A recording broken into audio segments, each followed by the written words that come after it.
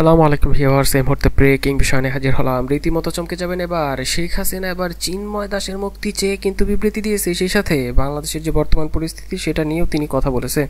হঠাৎ করে চিন্ময় দাসের মুক্তি নিয়ে কেন তিনি বিবৃতি দিলেন? ভারতে বসে দেশকে নিয়ে আরও যে গভীর ষড়যন্ত্র করছে তা নিয়ে দেখছি এক্সক্লুসিভ কিছু লোমহর্ষক তথ্য।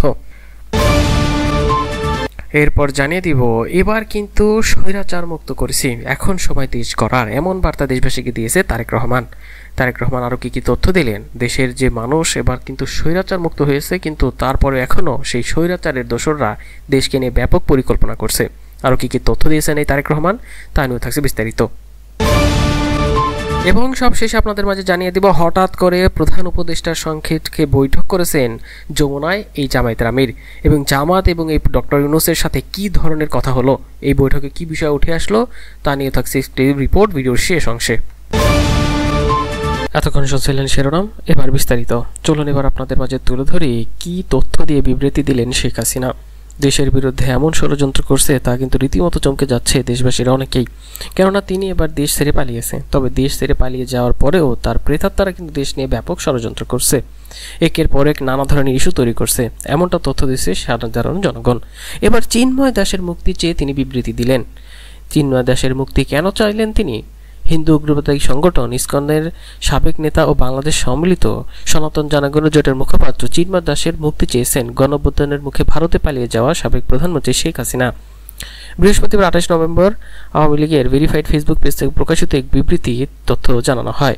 আইনজীবী সাইফুল ইসলাম আলিফের নাম উল্লেখ না করে বিবৃতিতে শেখ হাসিনা বলেন, চট্টগ্রামে এক আইনজীবীকে হত্যা করা হয়েছে। কতটা অপমানজনকভাবে তিনি বিবৃতিতে এই বিষয়টা তুলে ধরেন।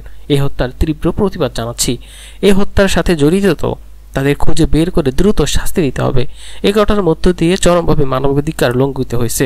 একজন আইনজীবী তার পেশাগত দায়িত্ব পালন করতে গিয়েছিল, আর তাকে এভাবে যারা পিটিয়ে হত্যা করেছে তারা সন্ত্রাসী। তারা যেই হোক না কেন, শাস্তি তাদের পেতেই হবে।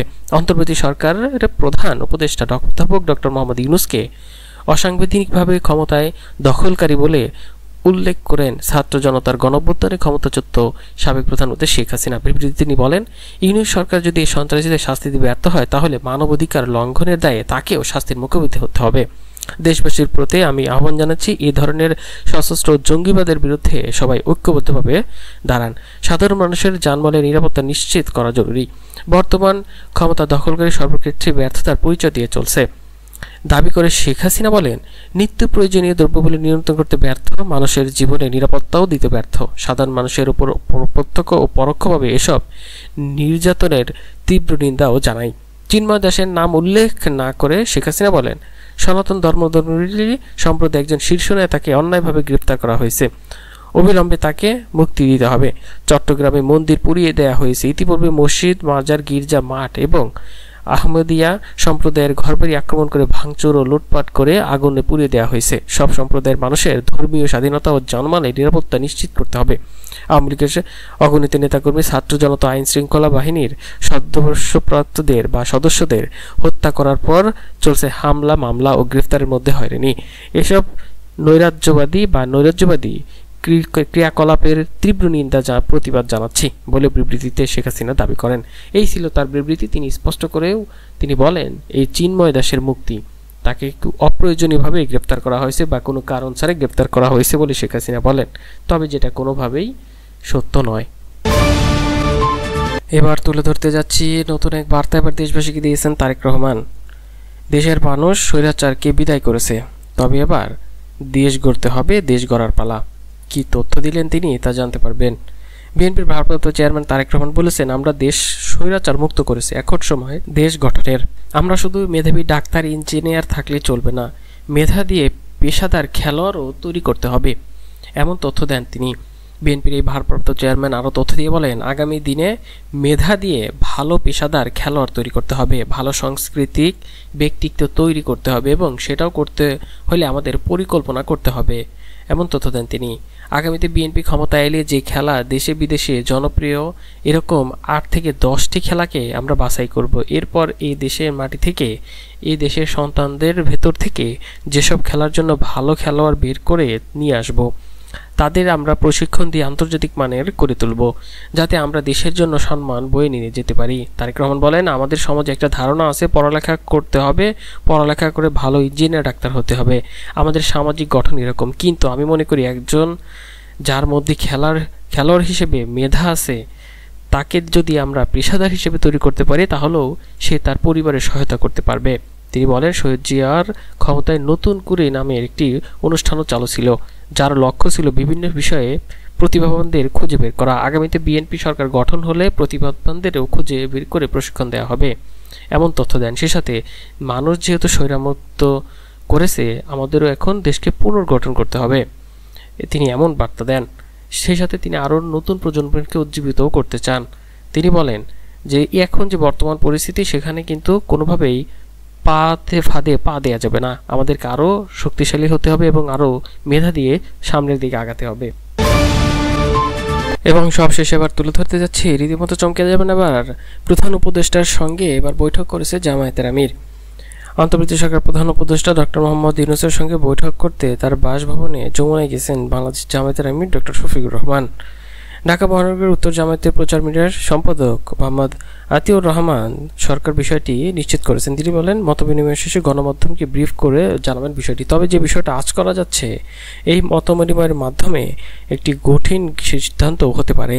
বর্তমানে এই যে সম্ভাবনায় বা বর্তমান যে পরিস্থিতি, এই পরিস্থিতি কিভাবে মোকাবেলা করবে এবং সেনাবাহিনী কোন ভূমিকা পালন করবে, এই বিষয়গুলো নিয়ে হয়তো কথা হতে পারে।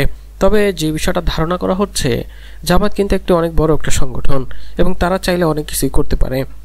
ডক্টর ইউনূসের সাথে বৈঠকের পর হয়তো কোনো একটা সিদ্ধান্ত আসতে পারে, যে সিদ্ধান্তের মাধ্যমে হতে পারে কোনো একটি নজিরবিহীন সিদ্ধান্ত। কেননা সকলের বিষয়ে ইতিমধ্যে কিন্তু এই ডক্টর ইউনূসের সাথে গতকালও কিন্তু মির্জা ফখরুল মতবিনিময় করেছেন, সেখানে কিন্তু একটা সিদ্ধান্ত হয়েছে।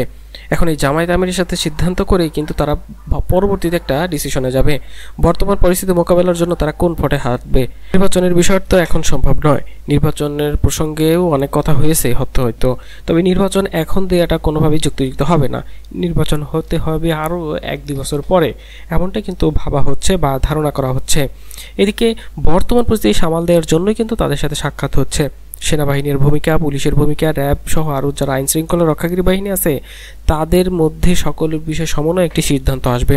তবে যে পরিস্থিতি চিন্ময়কে নিয়ে ঘটেছে এবং আইনজীবীকে হত্যার পর ঘটেছে, দেশ ব্যাপক ধরনের একটি পরিস্থিতিতে চলে যাচ্ছে। সেই বিষয়টাকে কামব্যাক করে এখন দেশকে স্বাভাবিক পর্যায়ে নেওয়াটাই হচ্ছে মূল লক্ষ্য। সেই লক্ষ্য নিয়ে তাদের মধ্যে আলোচনা হতে হবে, হয়তো সেই আলোচনার মাধ্যমে হয়তো তারা পরবর্তীতে কোনো সিদ্ধান্ত জানাবে। তবে এখনই অগ্রিম কিছু বলা যাচ্ছে না, তাদের বিবৃতি এর পরেই কিন্তু বোঝা যাবে। দেশ যতদিন যাচ্ছে একের পর এক শেখ হাসিনার ষড়যন্ত্র বাড়ছেই, এমনটা দাবি করছেন নেটিজেনরা। তবে এখন যে বিষয়টা উঠে আসছে, জামায়াতের সাথে কথা বলা বাকি ছিল এবং তাদের সাথে কথা বলার পর এখন সরকার কোনো একটা সিদ্ধান্ত যাবে, হয়তো এই বিষয়টা মোকাবেলা করার জন্য তারা আন্তর্জাতিকভাবে কোনো একটা কিছু করতে পারে। এদিকে কিন্তু রোহিঙ্গা সংকটও ব্যাপকভাবে বাড়ছে। এই প্রধান উপদেষ্টা ডক্টর মোহাম্মদ ইউনূস এটাও কিন্তু কোনো না কোনোভাবে একটা সমাধানের চেষ্টা করবেন। তো দেখা যাক এখন কি হতে চায়, সামনের বিষয়গুলো, সামনের দিকগুলো কিভাবে যাবে, তার সময় গেলেই বোঝা যাবে।